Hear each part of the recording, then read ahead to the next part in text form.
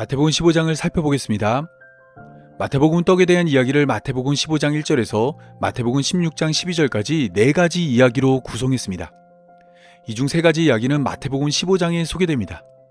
첫 번째 이야기는 예수님의 제자들이 떡을 먹을 때 손을 씻지 않은 것이고, 두 번째 이야기는 스스로를 개와 같다 말한 이방인 여자에게 자녀의 떡이 던져지는 것이며, 세 번째는 7개의 떡으로 4,000명을 먹인 이야기입니다.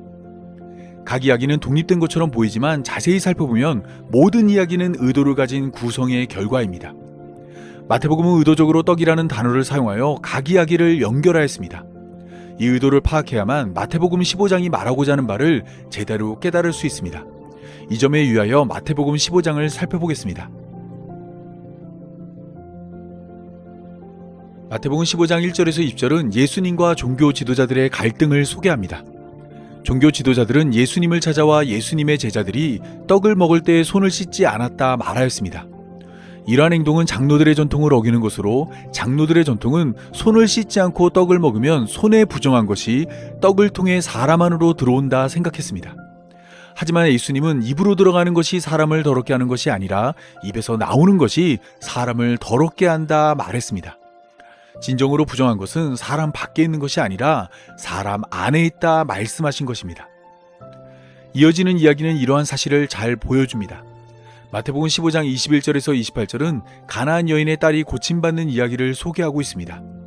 가나안 여인은 자신의 딸이 흉악하게 귀신이 들렸다 말을 하며 예수님의 도움을 요구했습니다. 이때 예수님은 이스라엘 집에 잃어버린 양 외에는 다른 데로 보내심을 받지 않았다 말을 하며 자녀의 떡을 취하여 개들에게 던짐이 마땅하지 않다 말했습니다. 가나안 여인을 개취급하며 그녀의 요구를 거절한 것입니다. 그런데 가나안 여인은 예수님의 거절에도 굴하지 않고 개들도 제주인의 상에서 떨어지는 부스러기를 먹는다 말을 하며 예수님의 도움을 계속해서 요구했습니다. 예수님만 자신의 딸을 고칠 것이란 믿음으로 계속해서 예수님의 도움을 요구한 것입니다. 이 모습을 본 예수님은 그녀를 높이 평가했습니다.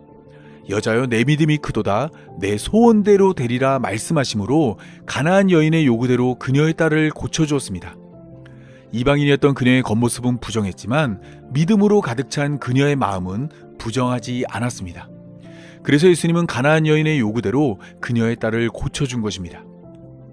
이러한 예수님의 행동은 자녀의 떡을 취하여 개와 같은 이방인에게 던져준 것입니다. 겉이 아닌 마음을 살핀 예수님은 가나안 여인의 믿음을 보고 그녀의 딸을 고쳐주었습니다. 이때 만약 자녀에게 줄 떡이 하나라면 큰 문제가 됩니다. 자녀가 먹을 떡이 없어졌기 때문입니다.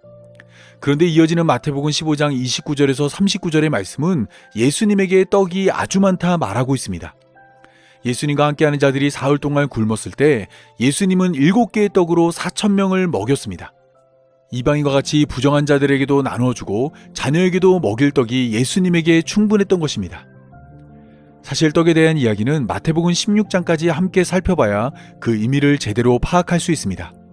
첫 번째 떡에 대한 이야기에 바리새인과 서기관들이 등장하고, 마태복음 16장이 소개하는 마지막 떡에 대한 이야기에도 바리새인과 서기관들이 등장하며 예수님의 떡과 바리새인과 서기관들의 떡을 대조하고 있기 때문입니다.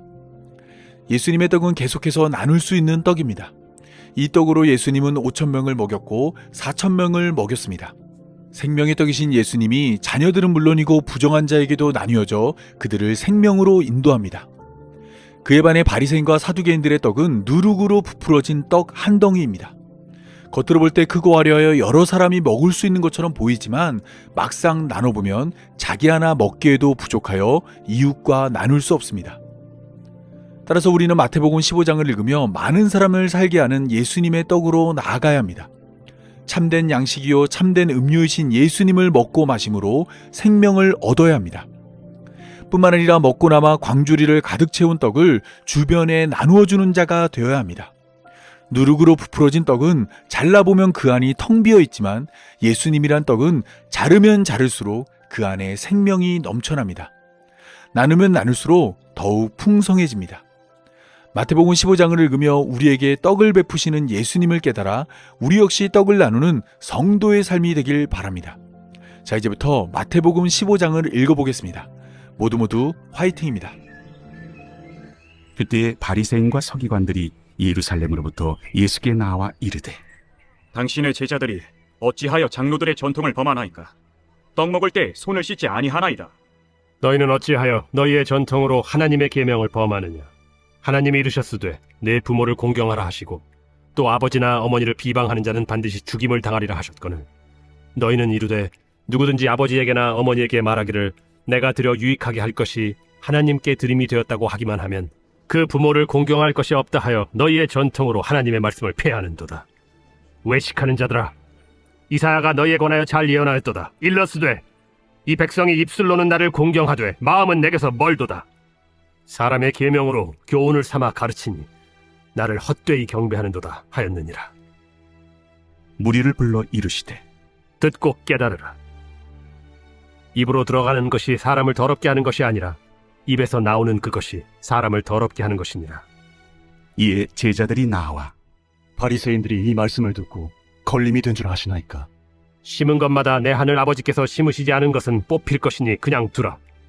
그들은 맹인이 되어 맹인을 인도하는 자로다. 만일 맹인이 맹인을 인도하면 둘이 다 구덩이에 빠지리라. 베드로가 대답하여 이르되 이 비유를 우리에게 설명하여 주옵소서. 너희도 아직까지 깨달음이 없느냐? 입으로 들어가는 모든 것은 배로 들어가서 뒤로 내버려지는 줄 알지 못하느냐? 입에서 나오는 것들은 마음에서 나오나니 이것이야말로 사람을 더럽게 하느니라. 마음에서 나오는 것은 악한 생각과 살인과 간음과 음란과 도둑질과 거짓 증언과 비방이니 이런 것들이 사람을 더럽게 하는 것이요 씻지 않은 손으로 먹는 것은 사람을 더럽게 하지 못하느니라. 예수께서 거기서 나가사 두로와 시돈 지방으로 들어가시니 가나안 여자 하나가 그 지경에서 나와서 소리질러 이르되 주 다윗의 자손이여 나를 불쌍히 여기소서. 내 딸이 흉악하게 귀신 들렸나이다. 예수는 한 말씀도 대답하지 아니하시니 제자들이 와서 청하여 말하되 그 여자가 우리 뒤에서 소리를 지르니 그를 보내소서.